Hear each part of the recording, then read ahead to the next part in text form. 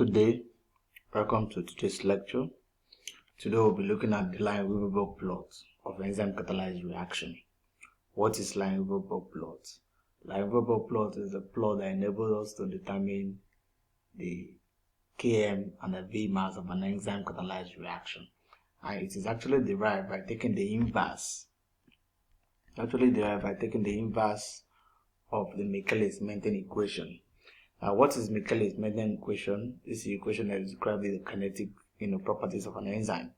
So where you have V is equal to Vmax concentration of X over concentration of substrate over Km plus concentration of substrate. So here, if we take the reciprocal, we have 1 over V, which is equal to Km over Vmax into bracket 1 over S substrate concentration plus 1 over Vmax, where this equation conforms to the equation of the straight line, which gives us the y is equal to mx plus c.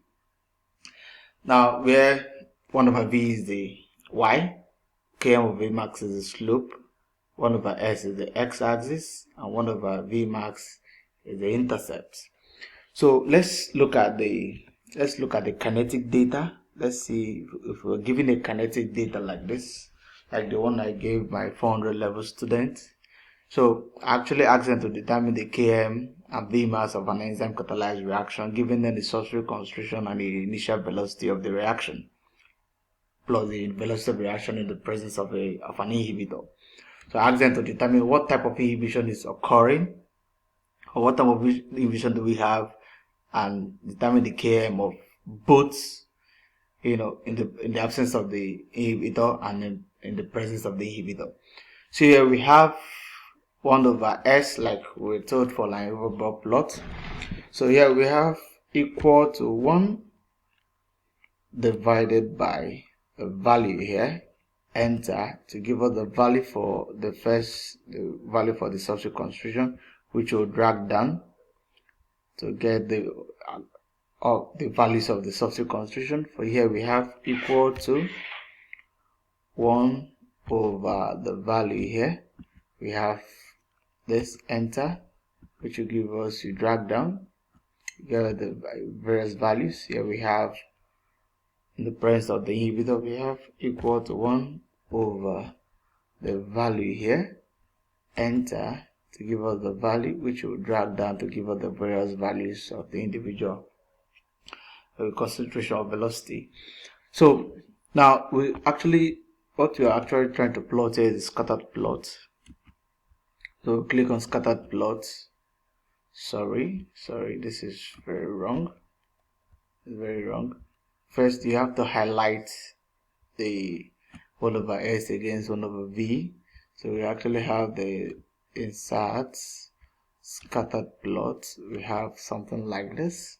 So here we click on the first value, first point, click on the positive sign to add a trend line. To give us a trend line, we're actually interested in extending the trend line to the other axis, which will click the bar here to give us more options. So it's actually interested in taking the graph backward, so it will look like a normal Lineweaver-Burk plot.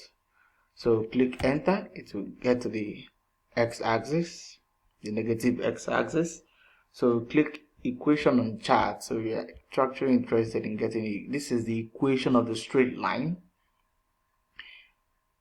for the substrate against velocity of the reaction. So which you also want to, let's plot for, remember we have to plot both graphs in the presence of inhibitor on the same plot area. So we actually have select data, add, you can say inhibitor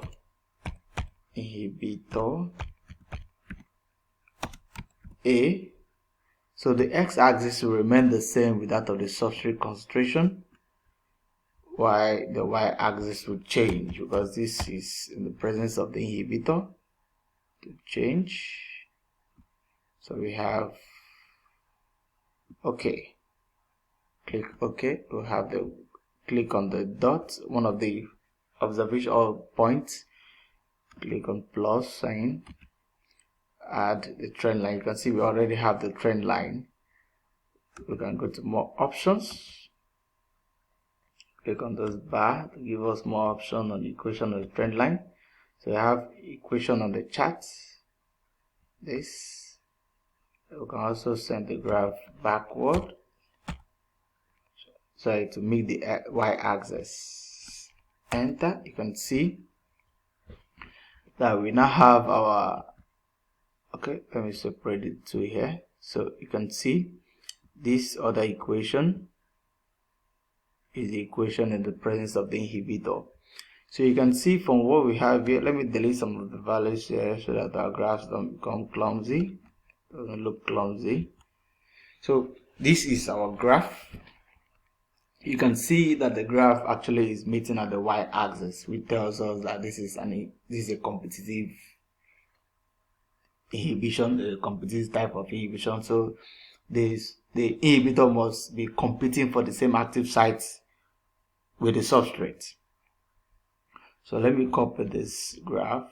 Let me copy this graph to my PowerPoint. So I actually have a graph like this. Remember, paste it here. So actually have a graph like this. I have a graph like this. Remember, you can see the both are actually meeting at this point, which is a competitive type of inhibition. So let's look how we can derive our Km or our Vmax. So we can actually use the equation of the straight line we have here to determine the Km and the Vmax of this enzyme catalyzed reaction. So for the first one, which we have actually agreed of the equation of the straight line. So this is the equation of the straight line. Remember, in our values Michaelis-Menten Lineweaver-Burk plot, we say 1 over Vmax is equals to C. So therefore, Vmax will be 1 over C. And what is the intercept in that our first graph? The intercept is this, 0.8363. So we have 1 divided by this, we have 1.1957. So this is the Vmax. So the Km, which is the slope times the Vmax. Remember, the slope is equal to Km over Vmax. So making Km the subject, we have Km is equal to slope times Vmax, which will give us the slope, which is 5.1392, times the Vmax, which we have here, which will give us 6.137. In the presence of the inhibitor, we're actually looking for the Vmax too. You find out that the Vmax, which is 1 over C, this is the C, 1 over this will give us this. So the Km, which is also equals to slope times the Vmax, which will give us, this is the slope of the equation of the straight line, which is M, times the velocity, that maximum velocity, which is 1.1822, give us 10.082.